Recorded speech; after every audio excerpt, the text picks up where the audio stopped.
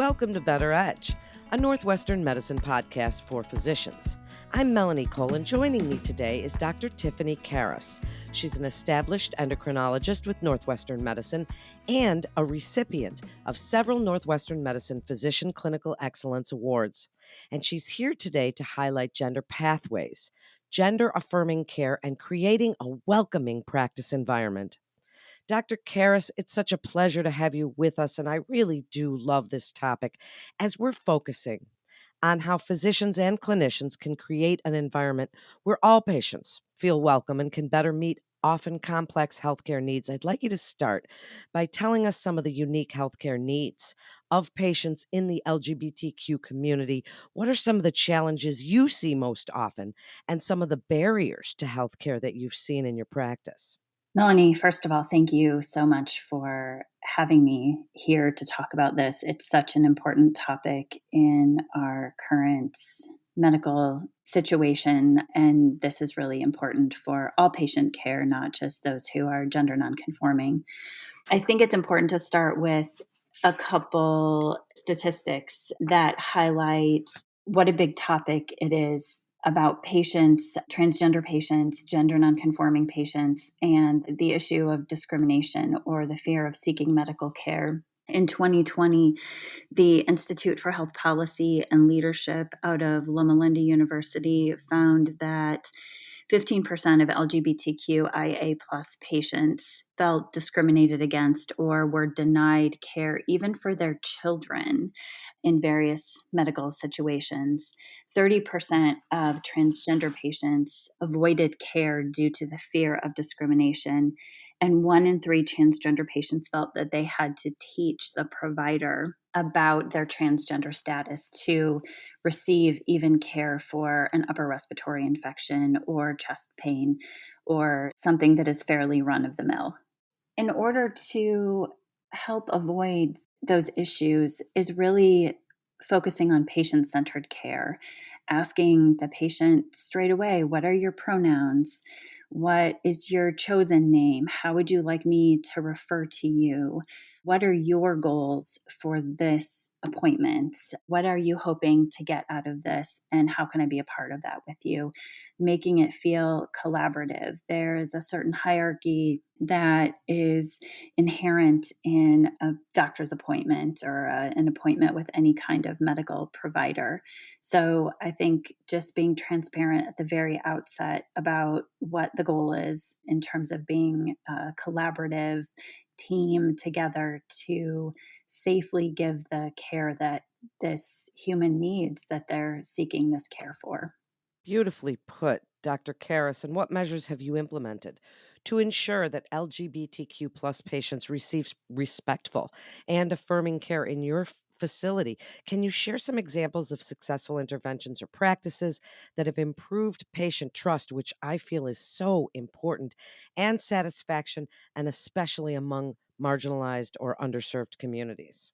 Absolutely. In particular, with the LGBTQIA plus community, from the very start of their appointment, we have safe space signage that is a combination of the Pride Progress flag, which includes colors for transgender patients, the traditional rainbow pride flag, and also a black and a brown stripe in there to present the intersectionality of patients who come to these appointments with not only their transgender or gender nonconforming status, but also perhaps being BIPOC or folks of color who have also been marginalized in many medical situations. So that sign on the door, I think, is a really nice visual cue to start the process of that appointment. It's before they even open the door. It's there in their faces saying, this is a safe space for you, and we're going to do everything we can to make sure that you feel welcome here. And then once they come into the office, the folks up front who welcome people, the PSRs, the patient service representatives who welcome people and ask from the very start, how would you like me to refer to you? Do you have a preferred name or a chosen name that you would like us to put into Epic? and pronouns as well, feeling comfortable asking patients about those things because sometimes it's really uncomfortable. Patients may come with an insurance card with a name that doesn't match their gender identity. And so asking those somewhat uncomfortable questions and having a comfort level about that, and being able also to say, "Oh, I'm really sorry, I made a mistake about that. I'd really like to do this better. Can you tell me how you would prefer me to address you?" And moving right along. We do a lot of warm handoffs in our office. And what that means is the medical assistant who calls the patient back will confirm with the PSR what preferred name is needed. And then I talk to the medical assistant to make sure there isn't anything that I need to be aware of before I go into the room. And then when I take the patient to the lab, I walk them over and I use their chosen name with the phlebotomist to say, so and so is here for some blood work. So there is not one place where that important information about their chosen name and their pronouns gets dropped. Tell us about patient feedback.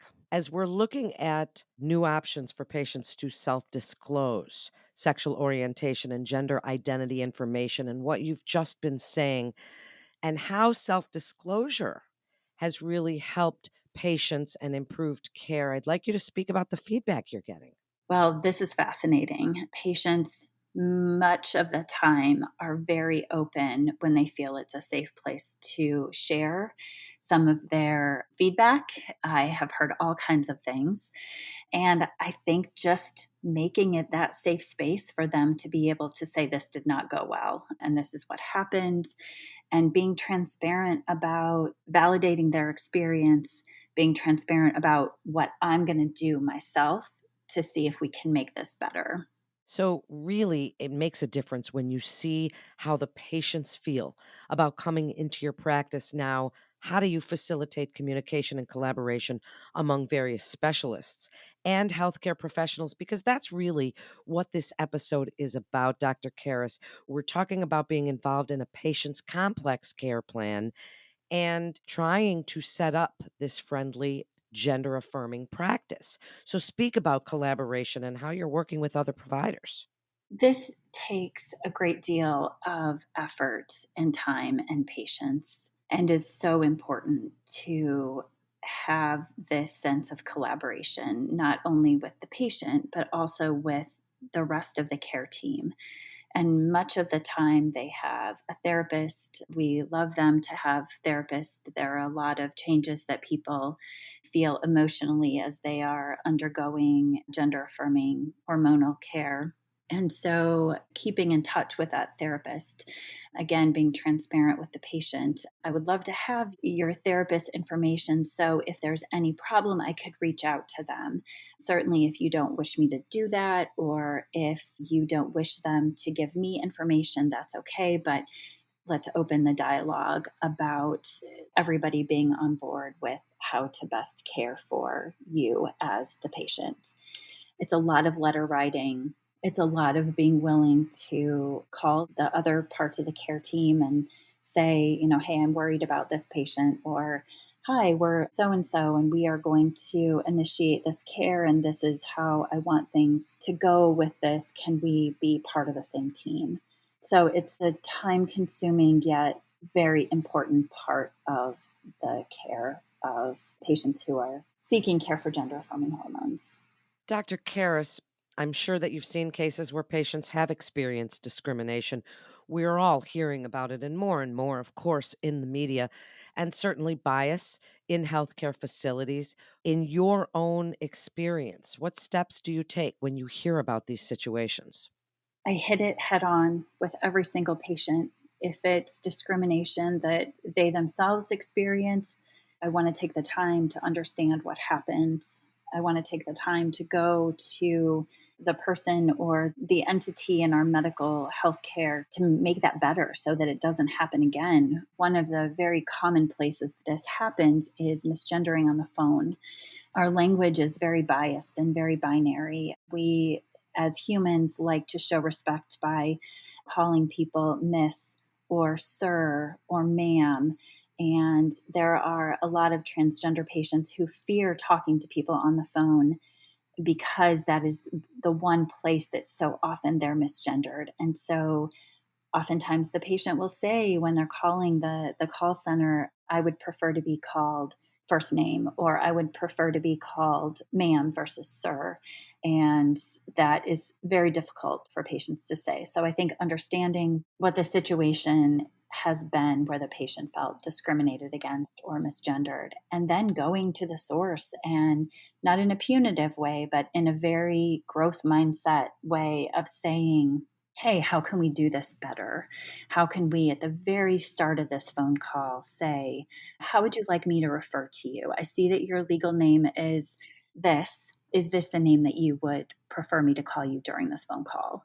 It takes 2 seconds, and it could go a long way to making people feel affirmed. Well, along those lines, then, speak about resources, training, continuing education that you and your staff utilize to stay updated on best practices for creating this inclusive healthcare environment.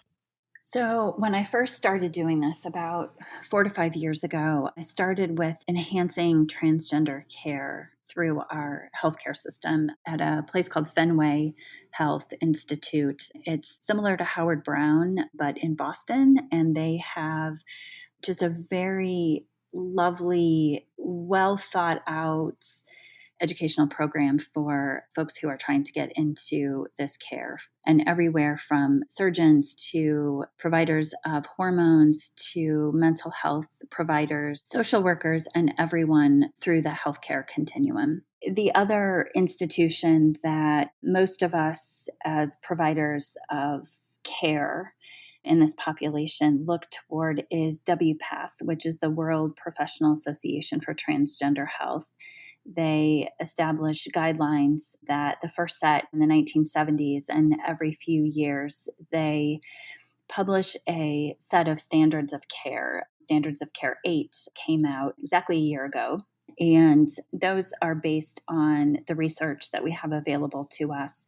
They're based on expert opinion through WPATH. There are many places to get support to answer questions because so much of what we do is not evidence based because the evidence isn't there.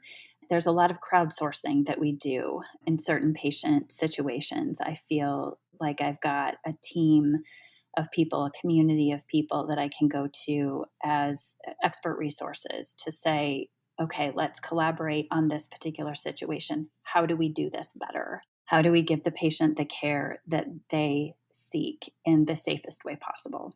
As we get ready to wrap up here, Dr. Karas, and this is such an important topic for other providers to hear, I'd like you to discuss the role of medical ethics in ensuring that all patients are treated with dignity and respect in your practice and beyond, and how you feel healthcare organizations and policymakers can support physicians in their efforts to create that more inclusive and patient centered healthcare environment.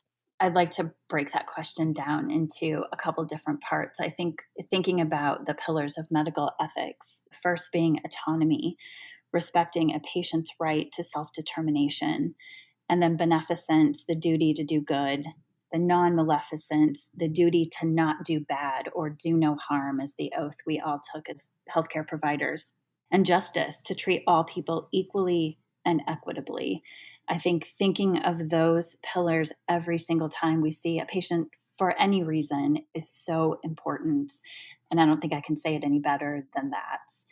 And then, as far as what health care systems can do to support this care, it's important. We need to do it. This is not a phase. This is not something that I think we can ignore. But we need physicians, providers need the time to spend with these patients because they are so complex. And I think that's a big thing, is the time that it's going to require to do this work right. I think we need money. We need funding. It takes a village to take care of these patients, and that village is really expensive. And then I think the willingness to change. Healthcare systems need to be willing to kind of go out on this limb of providing care that might not be popular or flashy or ultra efficient or even lucrative, but it's human and it's important. It's compassion. It's compassion, it's empathy. It's what so many of us went into this profession seeking. It certainly is. And I thank you so much for joining us and really giving us your insight and experiences because it's so important for other providers to hear Dr. Karas. Thank you again and to refer your patient. Or for more information, please visit our website at breakthroughsforphysicians.nm.org to get connected with one of our providers.